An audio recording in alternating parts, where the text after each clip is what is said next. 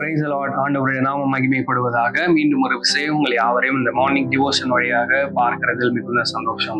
கடந்த வீடியோல இருந்து சோதனையை குறித்து ஒரு சில காரியத்தை நாம் கற்றுக்கொண்டு வருகிறோம்.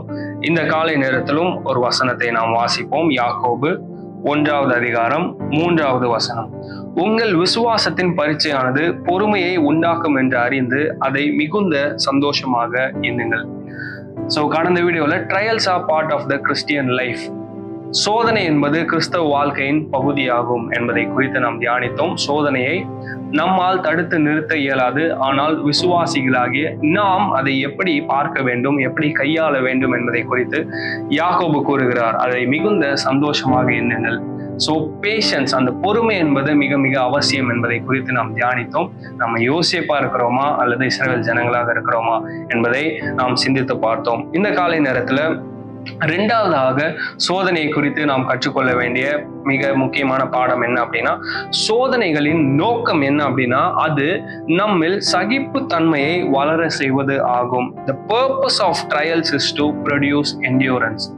முதலாவது கற்றுக்கொண்டோம், பொறுமை நமக்கு மிக மிக அவசியம். இரண்டாவது, இந்த சகிப்பு தன்மை நம்முடைய வாழ்க்கையில அவசியமாக இருக்கிறது.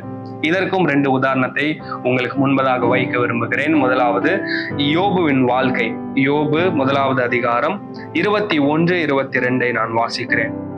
நிர்வாணியாய் என் தாயின் கற்பத்திலிருந்து வந்தேன், நிர்வாணியாய் அவ்விடத்துக்கு திரும்புவேன். கர்த்தர் கொடுத்தார், கர்த்தர் எடுத்தார், கர்த்தருடைய நாமத்துக்கு ஸ்தோத்திரம் என்றான். இவை எல்லாவற்றிலும் யோபு பாவம் செய்யவும் இல்லை, தேவனை பற்றி குறை சொல்லவும் இல்லை. யோபுடைய வாழ்க்கை குறித்து நமக்கு நல்லா தெரிஞ்சிருக்கும் அப்படின்னு நான் நம்புறேன். ஒரே நாளில் அடுத்தடுத்து எல்லாவற்றையும் இழந்து போனான். அவனுடைய வாழ்க்கை சரித்திரத்தை வாசிக்கும் பொழுது நமக்கு அதிர்ச்சியாக இருக்கிறது. எப்படி அந்த டைம்ல அவர் அதை ஹேண்டில் பண்ணார்னே நமக்கு தெரியல. He lost everything. யோபு எல்லாவற்றையும் என்ன பண்ணான் அப்படின்னா இழந்து போனான். ஆனால் ஒன்றை அவன் இழந்து போகவில்லை. அது என்ன அப்படின்னா, அவனுடைய விசுவாசத்தை அவன் இழந்து போகவில்லை. He lost everything but he didn't lose his faith. அவனுடைய விசுவாசத்தை ஒருபோதும் அவன் இழந்து போகவில்லை. வசனம் தெளிவாக சொல்லுகிறது, இவை எல்லாவற்றிலையும் யோபு பாவம் செய்யவும் இல்லை, தேவனை பற்றி குறை சொல்லவும் இல்லை. நம்மளுடைய விசுவாசம், நம்மளுடைய ஃபெய்த் எப்படி இருக்குது அப்படிங்கிறத செக் பண்ணி பார்ப்போமே. நம்மளுடைய வாழ்க்கையில எல்லாம் இருக்கிற பொழுது தேவனை நாம் விசுவாசிக்கிறோம் என்றால் அது ரொம்ப ரொம்ப ஈஸியான ஒரு காரியம், எளிதான காரியம். ஆனால் நம்மளுடைய வாழ்க்கையில் ஏற்படுகிற இழப்பின் மத்தியில் அல்லது சவாலான பாதைகளில் நாம் கடந்து போகிற பொழுது ஏற்படுகிற அந்த இழப்பின் மத்தியில் நம்முடைய விசுவாசம் எப்படி இருக்கிறது? யோபோட மனப்பான்மையை பாருங்க.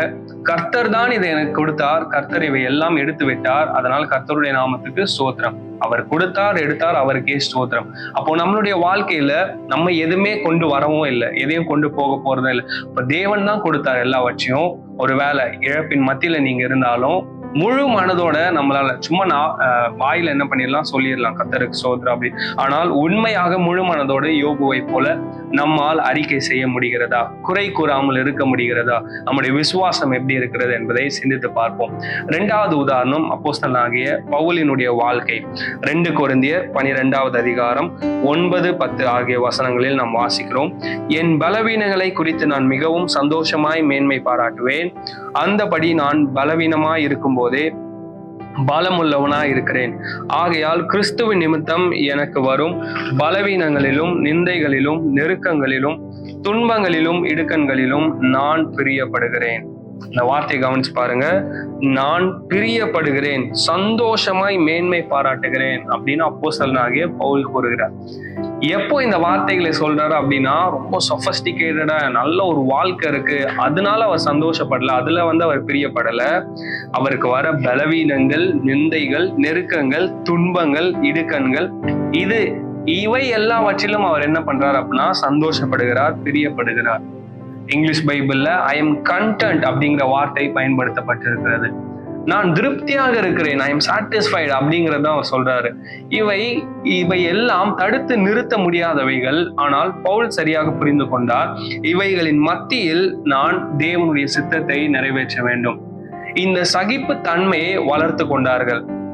பொறுமையோடு இருக்கிறவர்களால் மட்டும்தான் சகிப்பு தன்மையை வளர்த்து கொள்ள முடியும். எனவே இந்த காலை நேரத்துல இந்த பொறுமை அல்லது சோதனை நமக்கு எதற்கு நேராக வழி நடத்தும் என்றால் சகிப்புத்தன்மையை வளர செய்வதற்கு நேராக நம்மை வழி நடத்தும். இந்த சூழ்நிலைகள் எல்லாம் நம்மளால உடனே மாற்ற முடியாது. ஆனால் இந்த சூழ்நிலைகளின் மத்தியில், இந்த பாதையில் நாம் கடந்து போகிற பொழுது தேவனுடைய ஞானத்தை பெற்றுக்கொண்டு இந்த சகிப்புத்தன்மையோடு வாழ, இந்த சகிப்புத்தன்மையில் வளர தேவன் நமக்கு நிச்சயம் உதவி செய்வார். எனவே நம்முடைய வாழ்க்கையில யோபுவை போல, அப்போஸ்தலனாகிய பவுலை போல நம்மளால விசுவாசத்துல உறுதியாக நிற்க முடிகிறதா என்பதை தொடர்ந்து நாம் சிந்தித்து பார்ப்போம். இந்த வசனத்தை தொடர்ந்து தியானிகள். கர்த்தர் உங்களை ஆசீர்வதிப்பாராக. தேங்க்யூ. God bless you.